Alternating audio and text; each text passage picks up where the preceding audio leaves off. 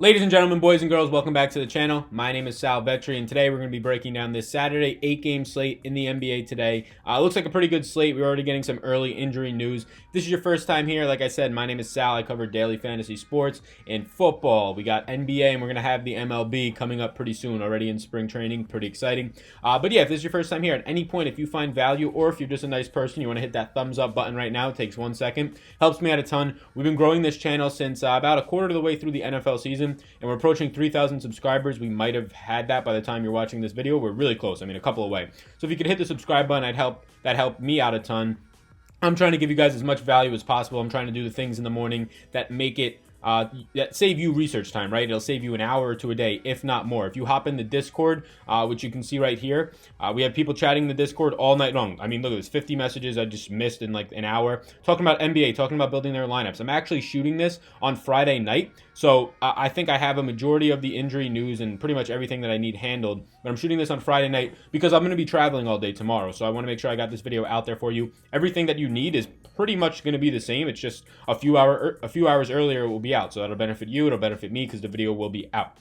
If you're a returning subscriber, you know how much I appreciate you so much, so please also hit that thumbs up button. Reach out to me with any questions in Discord that you have. People are reaching out on the side with questions about projections, with questions about whatever it might be, their lineups, and I'm trying to help as much as I can and be a resource for you guys. Speaking of that, I will show you guys the projections. You can get the projections right here on Patreon. It's linked down below. There's a banner above my head in green that discusses them. Look, I'm just doing this to try and cancel out my student debt. I use my own projections. I cross-reference with some other sites, and I figure, hey, if it's useful, if it's something, and it's going to be a cheaper option than $40 a month for some websites, it's $8 a month. You can use it on either site. Just go over to Patreon, check it out. We're getting a lot of people feedback, positive things on the projections, and there's a lot more to come after I take this little trip. So let's get back down into it. I got about an hour and a half till lock. I'm pretty crazy doing this before lock, but it doesn't seem like we have any news on Friday night. So let's get down into it as I look at my phone. Hopefully nothing crazy happens. And nothing crazy has happened. We just got some news that is actually going to change one of these things, which is pretty cool. So Ivan Robb is now probable. Cool. So starting with some of the news, and we've gotten a lot on Friday night, so I feel confident that this shouldn't change too much, but keep in mind, I'm recording this on Friday night, but I'll give you guys the things to know just in case things happen. So Fournier, Wes Iwundu, they're both probable. In terms of Iwundu, I have Dust because the things that he's going to impact is pretty much all the dusty players behind him in that lineup, just bad players that'll get his minutes split. Fournier would have impacted Ross, Isaac, and Gordon, but he's going to be in. Tyreek Evans is questionable. This is going to impact the guy who just went for a touch under 40 Draftkings points in Corey Joseph. I liked him a decent amount on that last slate in terms of tournaments, $3,600 at that point. You had to like him. It's going to impact Corey Joe, going to be in the starting lineup. You didn't have to like him, actually. I shouldn't say that. But he was a good pivot off of the Royce O'Neal chalk spot, who was in a very similar situation in terms of going to be in that same type of shooting guard, small forward type of role and getting a lot of minutes and not really a good point per minute guy. Corey Joseph ended up being the guy who played better. Anthony Davis is out. We have already news that Anthony Davis will be resting. It's going to be interesting to see who starts at the 5 here. The best bet is going to be Jahlil Okafor, his immediate backup. But we've seen Julius Randle get starts at the 5. I love Julius Randle if he gets starts at the 5. Saturday or today, whenever you're watching this. Again, I don't know if he's going to be starting at the 5 tonight on a Friday night slate, which you're watching this in the past. This is getting a little confusing. But if Julius Randle starts at the 5, he's a much better play. Check Diallo, see more minutes. Sabonis is going to remain out. This is solidifies or gets closer to that 30 guaranteed minutes for Miles Turner. It helps Kyle O'Quinn, but not really a big play in fantasy with Miles Turner starting. And then Thad Young is going to see some minutes at the 4 increase. Joel Embiid, and we could also talk about Boban. They're both going to be out. This is what happened last game. And I'm just going to continue to ride the Tobias Harris train. I think that's who's going to get infected, or affected, not infected. And then Jonah Bolden's going to see around 20 minutes, but nothing that I really love. I think Mike Scott's the guy who gets the most beneficiary of all this. They like to play Scott more than Bolden, and probably rightfully so. But Tobias Harris is the guy I love. He's at the 4. He'll pull you out to the stretch to the 3. He'll shoot threes. He'll rebound. Whatever it is, that's who's going to be the most impacted. Paul George or Kevin Durant's going to be probable, and so I'm imagining so is Paul George. He had a shoulder injury. Kevin Durant was rest, so it's not like they were both rest. But Paul George, I don't think it's anything major. Hassan Whiteside questionable, and here's the thing with this Heat team. We have Whiteside questionable. We have James Johnson, Dragic, Kelly Olynyk, all questionable. And then we have Derrick Jones Jr. probable. So Whiteside, this is a smash spot. If Whiteside is out, Bam, even at 5,200, is in a great spot against Brooklyn. If Whiteside is in, Whiteside's in a great spot against Brooklyn. Just an absolute murder spot for a guy who, even if he plays 25 minutes, can easily touch 50 points against Brooklyn, and just his upside. Touching on the rest of the Miami guys, James Johnson, watch the news there. The fact that Derrick Jones Jr. will be probable. If Kelly Olynyk's going to start at the 4, if we get that news, if James Johnson is out, it helps a little bit more. I also love Kelly Olynyk at his price point, even though it's creeping up. I like him against Brooklyn. I would rather prefer the center who is power forward eligible in Bam, especially at a price discount, but Olynyk's still in play. Ricky Rubio is going to be questionable. He was out in the last game. Look, I can touch on Nito, the guy who's all the way at the bottom here.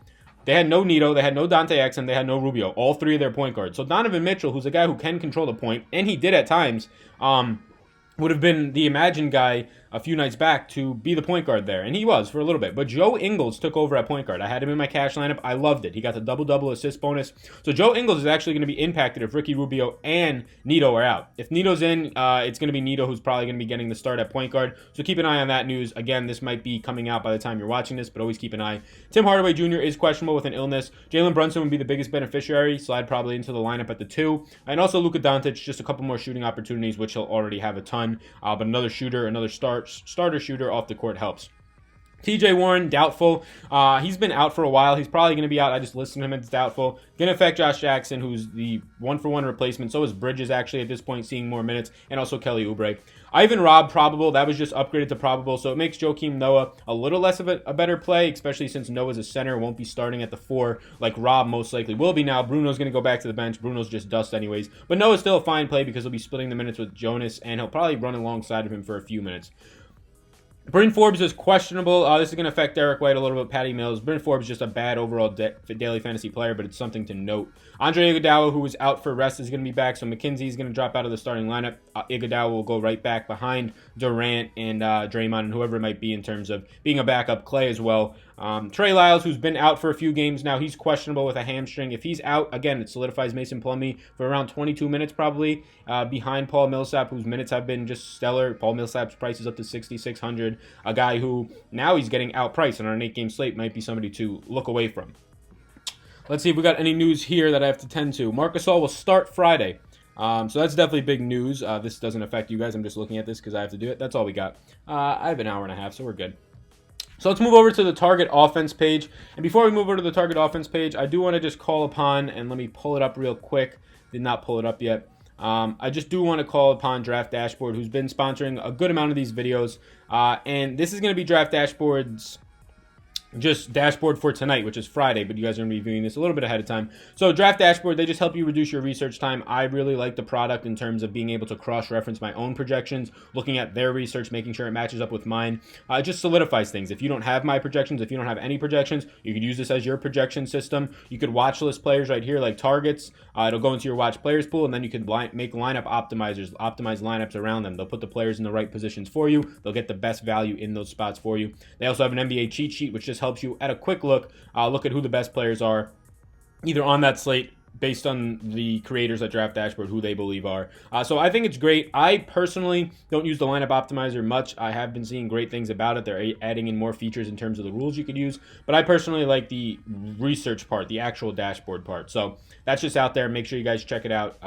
Yeah, let's get back. So in target offense, like we've always shown, and we can make this a little bit bigger for you guys and girls. So target offense sheet, yeah, what you're looking at here is just the projected pace, the totals, and we don't have the team totals right now. I'm projecting all of these over-unders, and actually, we could probably project some of these a little bit higher.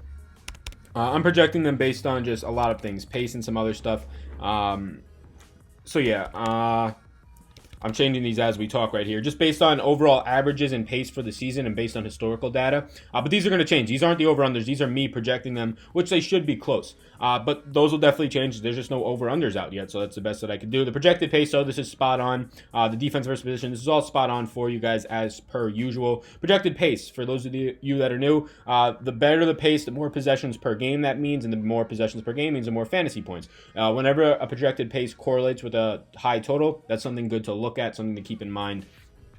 So We can look at some of these matchups. The highest projected pace on the slate is going to be OKC versus San Antonio. San Antonio's defense has been dead last. A defense that is historically great. They've been dead last since the start of the new year. OKC coming in playing at the fastest pace. That seems like reason for disaster. So you have to like guys like Paul George coming back. You have to like guys like Russell Westbrook, even to an extent a Steven Adams. Outside of that, the role players don't really stand out to me. Dennis Schroeder was in a smash spot, didn't really deliver when Paul George was out last game. He still doesn't stand out to me right now. Maybe Jeremy Grant, you'll have solidified minutes going up against Rudy Gay or Bertans, something he could definitely handle at the 4 spot.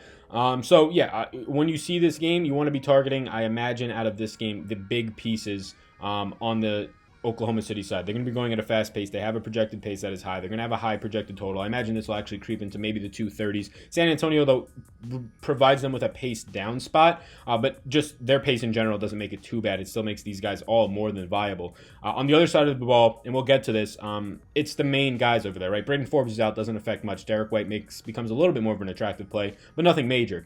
DeMar DeRozan and LaMarcus Aldridge, the main guys. You could sprinkle in a little Rudy Gay. We'll get to them. I do like a good chunk of DeMar DeRozan. Another high-paced game that we could look at on this slate is going to be Golden State and Philly. And these teams played a little bit back. Without Joel Embiid, it doesn't seem as nearly as great of a matchup. But they still do have the big three out there in Butler, Tobias, and Ben Simmons. When we look at this game, I already mentioned that I love Ben Simmons. Or not Ben Simmons, I take that back. I do not love Ben Simmons. I love Tobias Harris. Tobias Harris is just, again, in Smash Spot City here. He's been in Smash Spot City. His price is now up, though, to $7,700, so he has to smash for you, right? But, again, I'm fine with him going up against Draymond Green. Yes, it's going to be a tougher matchup, but he can pull Draymond Green out to the three-point line. He can really do whatever he wants on both sides of the ball. He's basically working in a Lauri Markkanen role. Lauri Markkanen is a power forward, but Robin Lopez is his center. The center out there is Jonah Bolden. It's pretty much the boards are going to Lauri Markkanen in Chicago, just like they're going to be going to Tobias Harris in Philly. I like it a lot. Yeah, I mean, if we want to point out some other ones, I really do like this this Lakers versus Phoenix. It's going to be interesting. Will Kuzma continue to start at the 5? This is back-to-back games now, yesterday being Friday, that he started at the 5 as well. They're going with this lineup that they get Rondo in at the point guard position, and they said that Rondo will be in the point guard for the foreseeable future. Lonzo Ball is going to be back soon, so I think they're going to stick with it, at least for this game. Makes me like Rondo, and we'll get to that. It makes me like Kuzma if he starts at the 5 against a very bad Phoenix team. Look, he's not a stereotypical 5, but he's going to get the rebounds against a team that doesn't rebound well. And then the pace, it just makes it nice for LeBron James in a pay-up spot. On the flip side, I never like paying for Devin Booker. I think that you can get a good spot for DeAndre Ayton against this. Kyle Kuzma 5, or even JaVale McGee was nothing scary. But yeah, I think that those are a couple games that you could target. The pace indicates that. The totals indicate that. I always like playing and looking at the Brooklyn games. Going up against Miami is just tough defense, to be honest with you. Everybody on Miami is a tough player, but look, I mean, James Harden's a freak. He went for 95 against some DK points. But I do like Brooklyn players. It makes them all a lot more sketchy now that Dinwiddie is back. It just kind of splits up all the minutes. I like Brooklyn as a team, but now it's getting harder to play them, even in nice total, nice pace spots when they're a team competing for a playoff spot. It's just a little hard to get to personally. So that's pretty much it. I mean, you can see right here, Phoenix is the worst against the centers on the slate, so that's what makes this Lakers center spot interesting. Kyle Kuzma is not the standard center, but it makes him a little bit more interesting.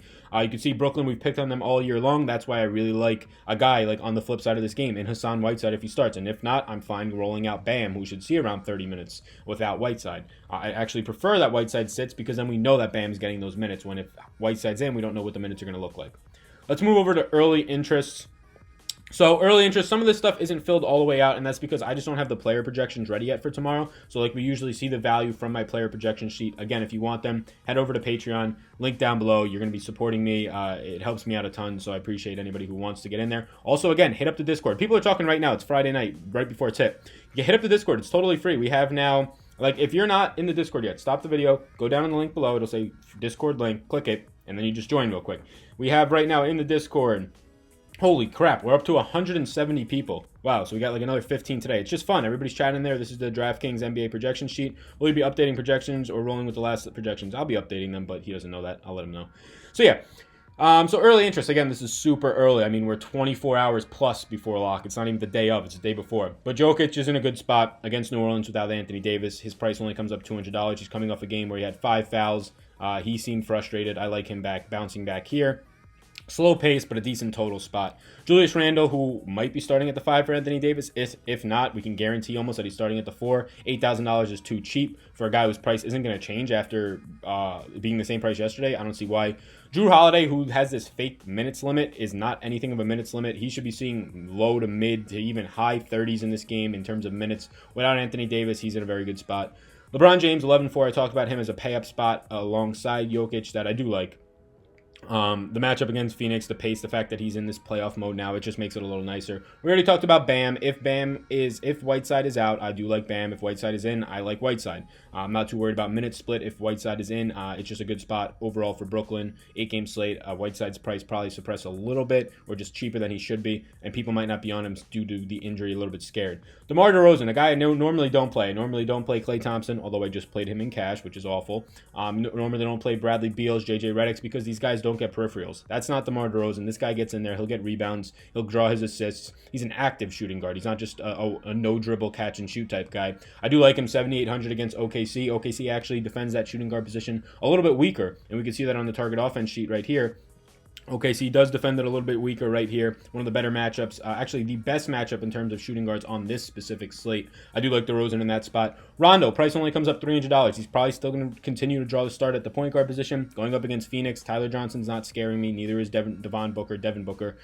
Yeah, so this is a great spot. Kyle Kuzma, if he starts at the 5, I love him. If not, this man's price just doesn't change, and he continues to be productive. Low to mid with the ceiling near the 50s, low to mid 30s as his average. If he starts at the 5 against Phoenix, I love that. Miami power forward, it's mainly Kelly Olynyk. If Kelly Olynyk draws a start at the 4 and no James Johnson, so we can get more minutes out of him, I like Olynyk. Otherwise, it gets murky. Joakim Noah with Ivan Robin becomes less of an interest for me, but 5K is probably right around reasonably priced, if not still a little bit of a value, so I do like that. We talked about my like for Tobias Harris, affection for him in this matchup, in this high total, high-paced game. Has to take over, be sort of this 4 or 5 hybrid. DeAndre Ayton, 7,100 price is coming up now.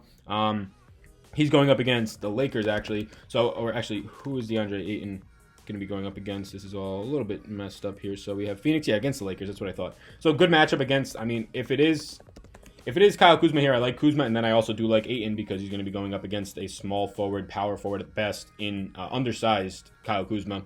Jamal Murray at 6,200. His price remains too cheap against New Orleans. Alfred Payton is no scare on defense. Alfred Payton's a great offensive player. Alfred Payton, probably also an interest of mine. His price not coming up near the 6K range where he's averaging mid to low 30s. Joe Ingles, if he becomes point Joe Ingles again, I'm going to be all on him. I could probably lock that in right now. A shooting guard that you could put in there at the shooting guard position playing point guard is always great. And then Derek Favors, they just don't respect this man. He got 30 minutes last game. Don't expect it again. He's going to be closer to the low to mid 20s, but again, 4,800 for a starter who's getting usage in Milwaukee, where they might be playing big to try and limit Giannis, to try and limit Brook Lopez, more so Giannis. Playing a little bit bigger, I do like Derek Favors. So that's it. 8-game slate, quick, night before 8-game slate stuff. So as best as I can with this projections will be out as best as I could do projecting the totals, but it's pretty much all the same. Injuries might change by then. Probably get some news throughout the night, but just bear with me. This is the night before. Once again, check out Draft Dashboard for the research. Again, it's 30 days for $1 down below. You can check it out. You could sign up and use it just for $1, and there might even be a free trial for less. I don't know. And head over to Patreon if you want the projections. They'll be updated throughout this entire week, tomorrow, whatever you want. And hit up the Discord, because that's where the projections are, if you pay for them, and then you can just chat all night. I got to get active in there. We got an hour before lock. So thank you guys so much. My name's Sal. You already know that. Peace.